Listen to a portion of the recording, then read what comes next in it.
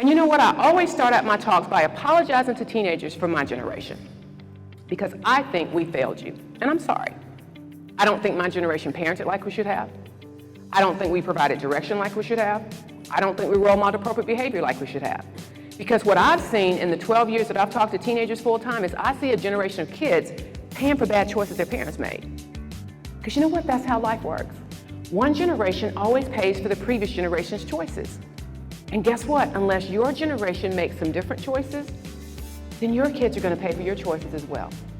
And you know what? In the 12 years that I've talked to teenagers full time, is I hear stories from teenagers who live some jacked up home lives. It doesn't have anything to do with their choices. It's because of their parents' choices. And then they have to come to school and act normal.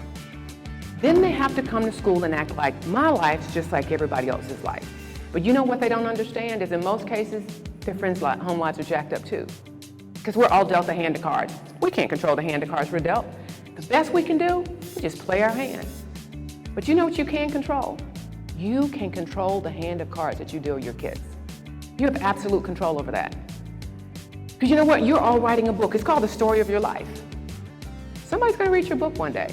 Your kids will read your book. Your grandkids will read your book. Because how your adult life is going to look, it's based on choices you're making right now. And you know what? When you write an essay for school, if you're on the computer and you go back and you read parts of it and you say, ooh, I don't like the way that sounds.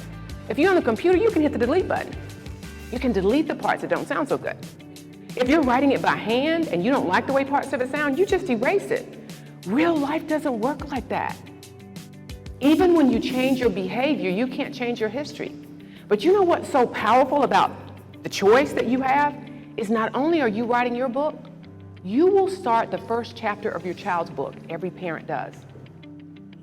So you could have sex while you're a teenager, and your child's first chapter starts off by, I was born to teen parents. And even though I'm sure they love me, because they were teenagers themselves and they were barely able to take care of themselves, I didn't get the best life that I deserve. That's based on your choice. Or you can wait to participate in the behavior until you're okay with how your child's story starts. And then your child's book can start off by, I was born into a loving two-parent home where my parents were happily married.